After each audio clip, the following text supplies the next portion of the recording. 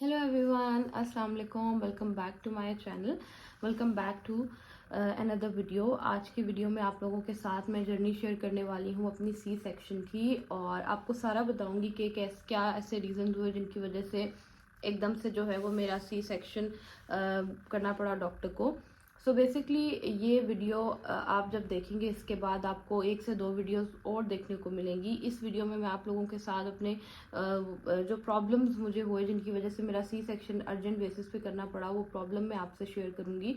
और इसके बाद जो आप वीडियो देखेंगे उसमें बेसिकली मैं आपको ये बताऊंगी कि अगर आपका बेबी टाइम से पहले पैदा हो जाता है मेरी बेटी की तरह, और अगर वो उसका वेट कम है, लो वेट बेबी है, तो किस तरह से आप उसको हैंडल कर सकते हैं, किस तरह से उसकी केयर कर सकते हैं। आई थिंक ये वीडियो बहुत इंपॉर्टेंट है, ठीक है। तो वीडियो आपने पूरी देखनी है, बिकॉज ये वीडियो अगर आप माँ बनने वाली हैं या आपकी फैमिली में ऐसा कोई है जो कि माँ बनने वाला है, तो ये वीडियो आपके लिए बहुत हेल्पफुल होगी। और हो सकता है जो मैंने फेस किया है इस वीडियो को देखने के बाद आप लोग वो फेस ना करें इंशाल्लाह। तो चलिए स्टार्ट करते हैं हम अपनी वीडियो को। अच्छा जी, तो स्टार्ट करते हैं। दिन था 14 सितंबर 2022 एंड बहुत नॉर्मल डे था मेरे लिए और मेरे हस्बैंड के लिए।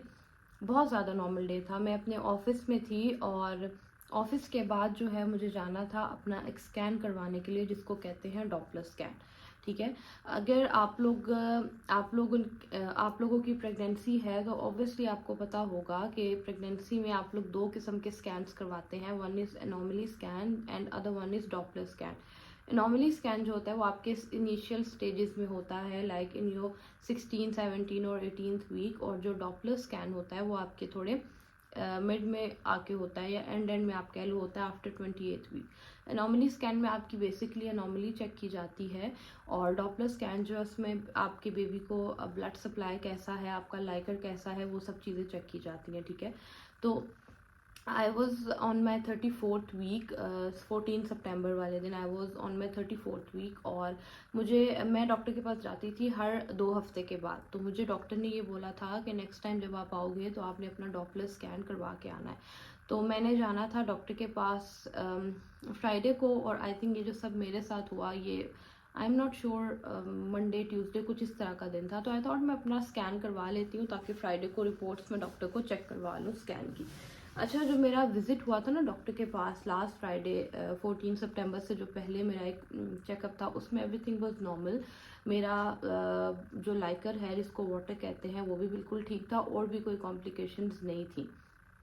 अब हुआ ये कि 14 सितंबर को मैं गई अपना करवाने के लिए स्कैन, और जैसे ही मेरा स्कैन हुआ मेरे हस्बैंड जो थे वो मेरे साथ थे, और उस स्कैन में डॉक्टर ने हमें ये बताया कि गायनोकोलॉजिस्ट नहीं थे ऑब्वियसली वो डॉक्टर, उन्होंने हमें ये बताया कि आपका जो लाइकर है यानी वाटर है वो बिल्कुल ख़त्म होने वाला है, ठीक है, बिल्कुल एंड है।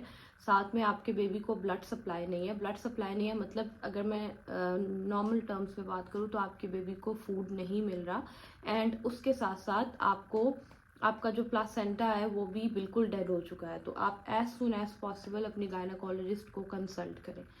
मतलब एकदम से आपका दिन बिल्कुल नॉर्मल जा रहा हो और आउट ऑफ नोवेयर शाम के टाइम आपको इस तरह की चीज़ें सुनने को मिले तो कोई भी इंसान घबरा जाता है, और यही मेरे साथ और मेरे हस्बैंड के साथ हुआ। हम लोग बहुत परेशान हो गए थे। अच्छा, मुझे बिल्कुल भी नहीं पता था कि इस सिचुएशन में अर्जेंटली मेरी डिलीवरी हो जाएगी, सी सेक्शन हो जाएगा मेरा। सो हमने अपनी गायनाकोलॉजिस्ट को कांटेक्ट करने की कोशिश की, but because of some reason she was not available, और सिचुएशन काफ़ी ज़्यादा क्रिटिकल थी। तो मेरी जो मदर इन लॉ है और जो मेरी मदर है दोनों ही सम हाउ मेडिकल फील्ड से रिलेटेड है सम हाउ। तो उन्होंने फिर एक और गायनाकोलॉजिस्ट हैं जिनसे फ़ौरन से कांटेक्ट किया, and she was so kind. I think अगर वो ना होती तो मैं आज आपके सामने ना होती। I am so thankful to her. तो उनको कांटेक्ट किया गया, और लकीली जिस हॉस्पिटल से मैंने अपना डॉपलर स्कैन करवाया था वो उसी हॉस्पिटल में उस वक्त अवेलेबल थी। तो मैंने वहीं से, मतलब हम रास्ते में थे, रास्ते से ही यू टर्न लेके हम लोग गए गायनाकोलॉजिस्ट के पास, डॉक्टर के पास, और उन्होंने मेरी रिपोर्ट्स चेक की। रिपोर्ट्स चेक करने के बाद उन्होंने ख़ुद से भी एक अल्ट्रासाउंड मेरा स्कैन किया, और स्कैन करने के बाद उन्होंने बोला कि सिचुएशन तो इतनी क्रिटिकल है कि आपका सी सेक्शन कर लेना चाहिए, लेकिन फिर भी I will try my best because you are on your 34th week. तो मैं नहीं चाहती कि आपका बेबी जो है इतना अर्ली हो जाए, एटलीस्ट 36-37 वीक्स का तो हो बच्चा, ताकि बच्चे का वेट थोड़ा सा मुनासिब हो। लेकिन आपकी सिचुएशन भी थोड़ी सी क्रिटिकल है, तो हम ऐसे करते हैं कि जल्दी से आप एडमिट हो जाओ, और एडमिट होने के बाद जो है कुछ ट्राई करेंगे, 2-3 दिन आपको कुछ मेडिकेशंस, कुछ इंजेक्शंस पे लगाएंगे। सो इंशाल्लाह आप हो जाओगी, बेहतर हो जाओगी, और हम किसी तरह इसको ड्रैग करके 34th वीक से 35-36 वीक तक लेके आएंगे। अच्छा, अभी तक मुझे रीज़न नहीं पता था कि एकदम से, मतलब 2 हफ्ते पहले या आप कह लो 1 हफ्ता पहले तक मैं बिल्कुल ठीक थी, और एकदम से मुझे क्या हो गया। मैं एडमिट होगी, उसी टाइम मैं हॉस्पिटल में एडमिट हो गई, विद इन 15 मिनट्स मैं डायरेक्ट हॉस्पिटल ही गई थी एडमिट होने के लिए। मैं एडमिट हो गई, और जब मैं एडमिट हुई तो तब मुझे पता चला, अब यहाँ पर आप चीज़ें साथ साथ नोट करते जाएं, तब मुझे पता चला कि इस सब का रीज़न है मेरा हाई ब्लड प्रेशर। जी हाँ, मुझे हाई ब्लड प्रेशर का इशू था, और ये मुझे काफ़ी टाइम से था, ठीक है। अच्छा, अब उसमें मुझे अल्हम्दुलिल्लाह मैंने शुरू से ही अब तक बिफोर माई प्रेगनेंसी मैंने बहुत हेल्दी लाइफस्टाइल मेरा रहा है, मैंने बहुत हेल्दी लाइफ देखी है, तो मुझे नहीं पता था कि ब्लड प्रेशर हाई होने के सिम्टम्स क्या है या आप क्या फील करते हैं। लो होने का मुझे पता है, ऑब्वियसली लो हो ही जाता है ब्लड प्रेशर, तो हाई का मुझे बिल्कुल नहीं पता था। अच्छा, अब हुआ ये कि मेरा ब्लड प्रेशर जो है वो बीच बीच में कहीं हाई होता रहा, और मुझे उसके बारे में नहीं पता चला कि मेरा बीपी हाई हो रहा है। मुझे लिटरली वो सब फील हो रहा था कि ये सब मेरी, ये जो जर्नी है ना प्रेगनेंसी वाली, इसी का पार्ट है मेरा हाई बीपी। मैंने उसको सीरियस नहीं लिया। अच्छा, उसके बाद ये हुआ कि last like after 28th week मुझे मेरा थोड़ा सा बीपी जब वो हाई होता था, कुछ मुझे ज़्यादा वो सिम्टम्स जो होते थे हाई बीपी के, लाइक हार्ट बीट तेज़ होती थी, सर में दर्द होता था, तो तब मेरी मदर इन लॉ ने मेरा बीपी चेक किया, तो वो मतलब 140/100 इस तरह से था। और उस टाइम भी मैंने उसको बहुत सीरियस नहीं लिया, ये मेरी मिस्टेक है, ठीक है, मैंने सीरियस नहीं लिया। ऑब्वियसली नॉर्मली जाके जैसे डॉक्टर को कंसल्ट करते हैं, डॉक्टर को बताया कि मेरा बीपी हाई है, तो उन्होंने मुझे बीपी की मेडिसिन पे लगा दिया, और वो थी उस टाइम लोप्रीन, ठीक है। लोप्रीन वैसे भी प्रेगनेंसी में देते हैं, तो मैंने लोप्रीन जो है वो स्टार्ट कर दी थी मेडिसिन। अच्छा, अब हुआ ये कि जब मेरा ये लाइकर वाला इशू हुआ और मैं हॉस्पिटल में एडमिट हुई, तो तब मुझे ये पता चला कि इससे पहले तक जो हाई बीपी वाला इशू था ना, वो इतना वो था, अनसर्टन था, ठीक है, कभी होता था कभी नहीं होता था, उसका कोई एक वो सीक्वेंस नहीं था। लेकिन अभी पिछले 1 वीक से मैं शदीद हाई बीपी की पेशेंट बन चुकी हूँ, और जिस रात मैं हॉस्पिटल एडमिट हुई थी, उस रात ऑब्वियसली एक शॉकिंग सी न्यूज़ भी मिली थी। उस टाइम मेरा बीपी था 180/120, इतना हाई ब्लड प्रेशर था मेरा। खैर, मुझे फ़ौरन से एडमिट कर लिया गया। एडमिट होने के बाद जो है वो मेरी मेडिसिन स्टार्ट होगी। सबसे पहले तो मुझे लेबेटालॉल, एक मेडिसिन का नाम है, बीपी के लिए यूज़ होती है, मुझे वो स्टार्ट करवा दी गई। लोप्रीन मेरी वैसे ही साथ चल रही थी, तो लेबेटालॉल मुझे दिन में आप कह लो कि मिलती थी 6, 2 सुबह 2 शाम 2 दोपहर, 2 रात 2 दोपहर 2 सुबह, ये मेरी 6 लेबेटालॉल थी, और दिन में मेरी 4 लोप्रीन थी। आप कह लो कि बीपी की मैं 10 गोलियां, 10 मेडिसिन, 10 गोलियां मैं दिन में ले रही थी। अच्छा, इसके साथ साथ मुझे डॉक्टर ने फ़ौरन से डेक्सा कवर दे दिया। डेक्सा कवर क्या होता है? बेसिकली डेक्सा होता है कि अगर खुदा ना खास्ता किसी रीज़न की वजह से आपकी अर्जेंट डिलीवरी करनी पड़ जाए, प्रीमेच्योर डिलीवरी करनी पड़ जाए, तो आपको डेक्सा कवर दे दिया जाता है। 2 इंजेक्शन होते हैं, 2 इंजेक्शन की डोज होती है ये, जिससे ये होता है कि आपके बेबी के लंग्स मेच्योर हो जाते हैं, ठीक है। तो अगर आपके बच्चे के लंग्स मेच्योर हो जाए तो आपका उसके सर्वाइवल के चांसेस थोड़े से ज़्यादा हो जाते हैं। तो मैं जैसे ही एडमिट हुई थी, आई थिंक मैं एडमिट हुई थी 7 बजे, 8 बजे मुझे डेक्सा की पहली डोज लगी थी, और 12 घंटे के बाद मुझे अगली डोज लगनी थी, जो कि मुझे सुबह 8 बजे ऑब्वियसली लग गई। और साथ में जो है वो मेरा लाइकर को पूरा करने के लिए मुझे कुछ ड्रिप्स वगैरह लग रही थी, मुझे उनका नाम नहीं पता। और साथ ही मुझे एक डॉक्टर ने पाउडर मिल्क स्टार्ट करवा दिया था, मैं आपको वो दिखाती हूँ। अच्छा जी, तो मिल्क का नाम था एनफा मामा, और बेसिकली ये एक न्यूट्रिशनल सप्लीमेंट है for pregnant and breast feeding mother's. और ये मिल्क जो है डॉक्टर ने मुझे स्टार्ट करवा दिया था। अच्छा, ये जो सारा मैं आपको बता रही हूँ ना, ये मैं बता रही हूँ 14 सितंबर 14 सितंबर वाली रात का ये सारा मैं आपको बता रही हूँ। मुझे डेक्सा कवर भी मिल गया, मुझे मिल्क भी स्टार्ट करवा दिया डॉक्टर ने, मेरी मेडिसिन भी बीपी की स्टार्ट हो गई और साथ में ड्रिप भी मुझे लगना शुरू हो गई, ठीक है। 14 की पूरी रात मैंने हॉस्पिटल में स्पेंड की, 15 वाला पूरा दिन स्पेंड किया, 16 वाला पूरा दिन मैंने हॉस्पिटल में स्पेंड किया। अच्छा, अब ये हुआ कि 16th को सुबह के टाइम डॉक्टर ने मेरा अगेन स्कैन किया हॉस्पिटल में ही, और उसमें मेरा लाइकर जो है वो बहुत ज़्यादा कम नहीं हुआ था, थोड़ा सा कम था, मतलब बहुत इतना कम था कि डॉक्टर ने उसको निगलेक्ट कर दिया, ठीक है। और मुझे 16 वाले दिन भी डॉक्टर ने कहा कि इम्प्रूवमेंट के चांसेस हैं, यही डोज आप इसकी जारी रखें। 16 को ये मेरे साथ हुआ। अब 16 वाले दिन भी मुझे वही डेक्सा की मुझे सुबह 8 बजे डोज मिल गई थी, और साथ में जो है अच्छा, डेक्सा की जो है मुझे सुबह 8 बजे डोज मिल गई थी, साथ में ड्रिप्स वगैरह भी मुझे नॉर्मल लग रही थी। अब उसके बाद ये हुआ कि 17th वाले दिन सुबह के टाइम जब मेरा वो प्रॉपर होता है, सुबह स्कैन होता था 7-8 बजे, जब मेरा स्कैन हुआ तो उसमें मेरा लाइकर बहुत ज़्यादा कम था, बहुत ज़्यादा कम, ठीक है। और मेरी जो गायनाकोलॉजिस्ट हैं वो मतलब मैं आपको बता रही हूँ ना, शी वॉज सो काइंड। वो मतलब वो ड्यूटी डॉक्टर नहीं थी कोई, वो एक स्पेशलिस्ट है, और ऑब्वियसली वो अपने टाइम पर अपने डे पे ही हॉस्पिटल को विजिट करती हैं।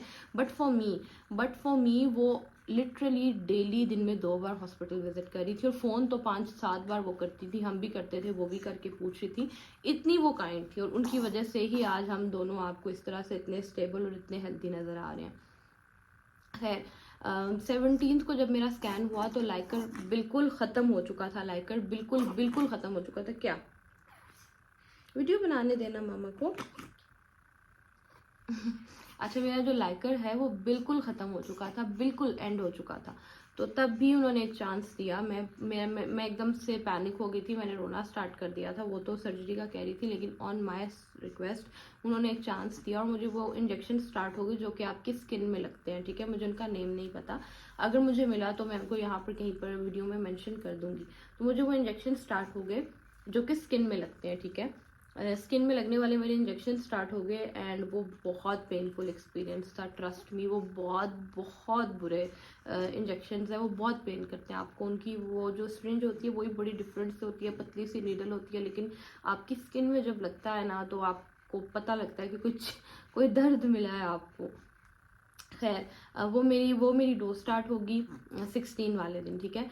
17th को मेरा सुबह स्कैन नहीं हुआ क्योंकि था संडे, ठीक है। संडे था और मेरा सुबह स्कैन जो है वो नहीं हुआ। ओ चलो चुप कर जाओ। अच्छा, 17 को जो है वो मेरा सुबह स्कैन नहीं हुआ, और 17th वाले दिन डॉक्टर ने मुझे सुबह 11:30 बजे डिस्चार्ज कर दिया हॉस्पिटल से। गायनाकोलॉजिस्ट ने नहीं, ड्यूटी डॉक्टर ने। मैंने अपनी गायनाकोलॉजिस्ट को कॉल की, उन्होंने भी मुझे बोला कि इट्स ओके, आप घर जाओ, घर पे जाके रेस्ट करो, बस अपना बीपी मॉनिटर करते रहना, बीपी आपका नॉर्मल रहना चाहिए। और अभी मैं ट्राई कर रही थी कि मैं आ जाऊँ, but because of some personal emergency मैं नहीं आ पाऊँगी अभी हॉस्पिटल आपको विजिट करने के लिए। बट आप शाम को 7 बजे मैं एक और क्लिनिक में होंगी, आप मुझे वहाँ पर आके विजिट कर लेना, ताकि मैं आपकी जो आज की प्रोग्रेस है मैं वो मॉनिटर कर सकूँ। तो 11:30 बजे मैं हॉस्पिटल से 11:30 बजे यही टाइम था, मैं हॉस्पिटल से हो गई थी डिस्चार्ज। और मेरी जो है ना वो लास्ट ड्रिप चल रही थी लाइकर वाली। तो मुझे मेरी मदर इन लॉ ने और मेरे हस्बैंड ने यही सजेस्ट किया कि तुम यहीं पर रहो, ड्रिप ख़त्म हो जाएगी तो फिर हम लोग जो है शाम को जाके डॉक्टर को चेकअप करवा लेंगे तुम्हारा। तो डिस्चार्ज स्लिप मेरी आ गई थी, लेकिन मैं स्टिल हॉस्पिटल में थी क्योंकि मेरी ड्रिप अभी आधे से ज़्यादा रहती थी।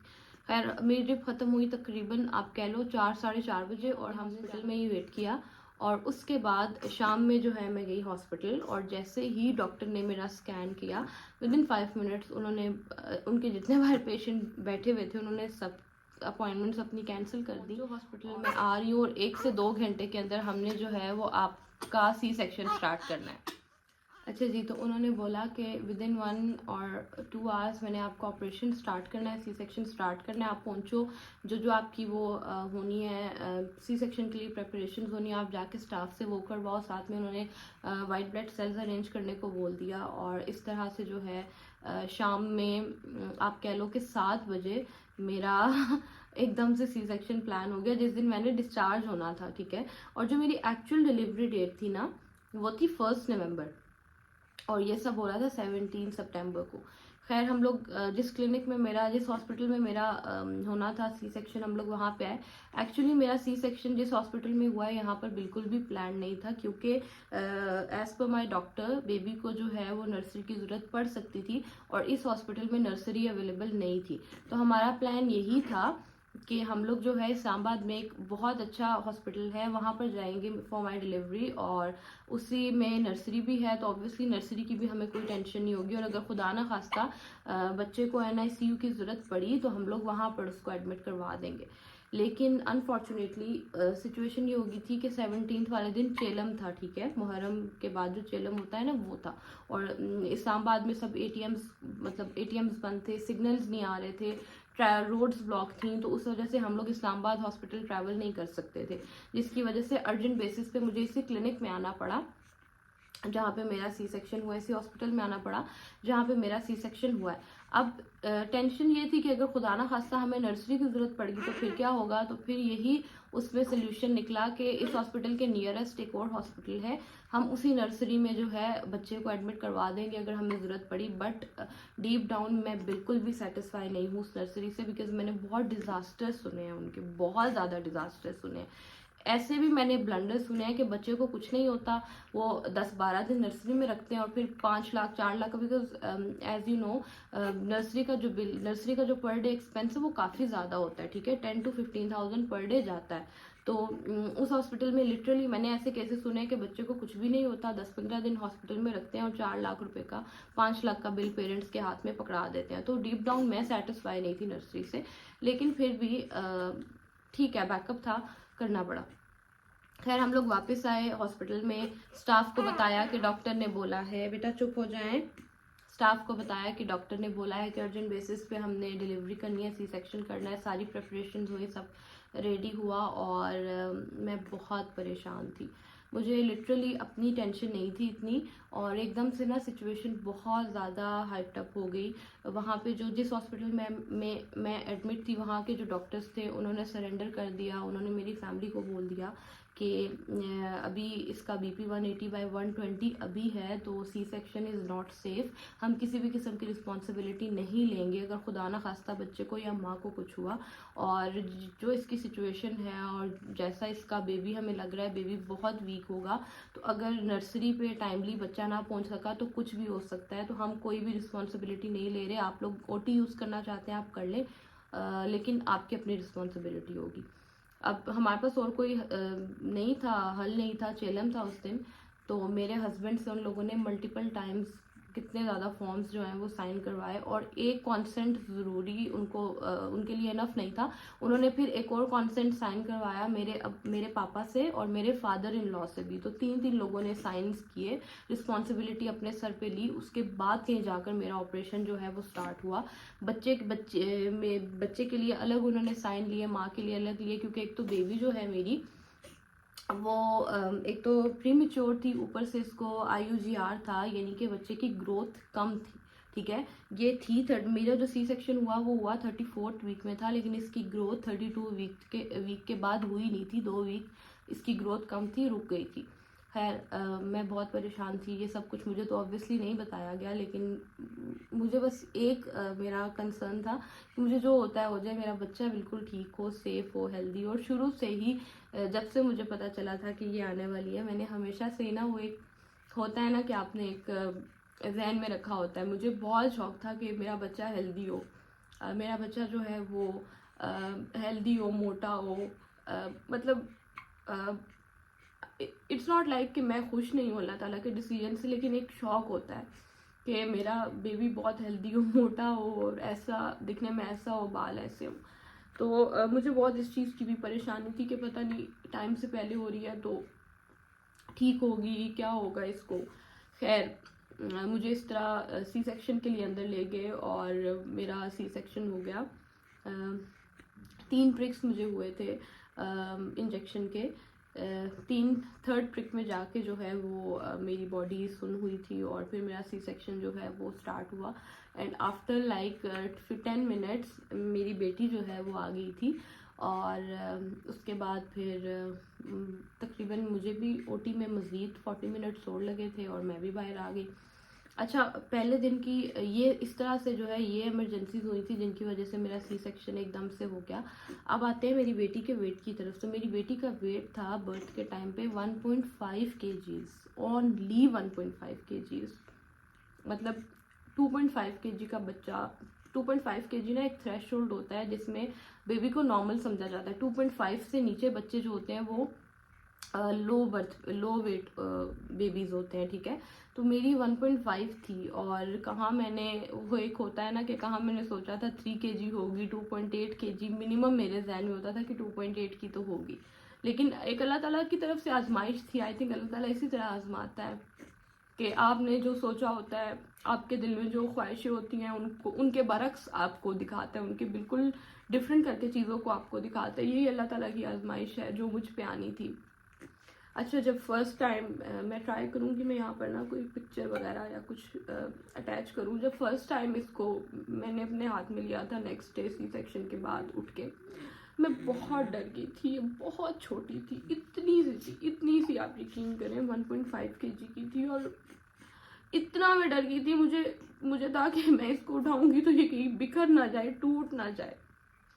और इसको देखने के बाद ना वो एक मेरा डिप्रेशन का फेज स्टार्ट हो गया था। मैं डिप्रेशन में चली गई थी।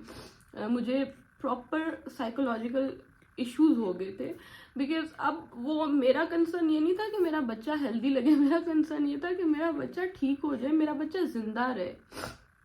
है वो एक अलग फेज है, वो मैं आपके साथ इंशाल्लाह नेक्स्ट वीडियो में ज़रूर डिस्कस करूँगी। तो इस तरह ये पैदा हुई थी। 1.5 kg इसका वेट था। लेकिन आपको मैं एक बात बताऊं कि जब मेरा सी सेक्शन की प्रेपरेशन हो रही थी, मैं रो रही थी, तो मुझे एक नर्स थी, स्टाफ नर्स थी, उनकी आवाज़ आई थी कान में कि अल्लाह ताला से दुआ करो। और अल्लाह ताला का, उन्होंने मुझसे पहले पूछा कि तुम क्यों रो रही हो, ठीक हो जाएगा, कुछ नहीं होगा। मैंने उनको बताया कि मुझे सिर्फ एक टेंशन है कि मुझे नर्सरी ना जाना पड़े। मैं उस नर्सरी से बिल्कुल भी सेटिस्फाई नहीं हूँ, तो बस मुझे नर्सरी ना जाना पड़े। उन्होंने मुझे बोला कि अल्लाह ताला से दुआ करो, अच्छे की उम्मीद करो, और तुम ना एक दुआ पढ़ती जाओ, अल्लाह ताला का एक नाम पुकारती जाओ। वो नाम था या अरहमर राहिमीन।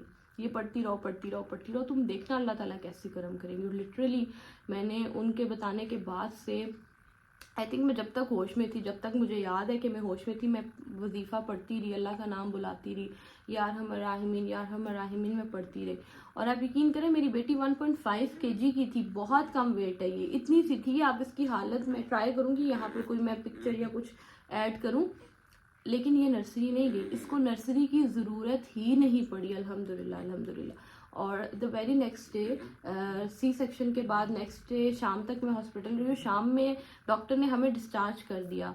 चाइल्ड स्पेशलिस्ट ने इसको चेक किया, उन्होंने भी इसके लंग्स, इसके किडनी, हार्ट, हर चीज़ को ओके करके, हर चीज़ को बिल्कुल उन्होंने नॉर्मल एक्सेप्ट करके हम दोनों को डिस्चार्ज कर दिया, मुझे भी और इसको भी, और इसको लेके हम घर पे आ गए। तो ये था मेरा जो सी सेक्शन वाली जर्नी है, इसका पहला फेज़। और इसके बाद मैं नेक्स्ट आपको बताऊंगी कि ठीक है, मेरा बच्चा जो है वो पैदा तो हो गया, लेकिन उसके बाद जो मुझे प्रॉब्लम्स देखने पड़े वो बहुत नेक्स्ट लेवल थे। वो मैं आपके साथ शेयर करूंगी नेक्स्ट वीडियो में इंशाल्लाह।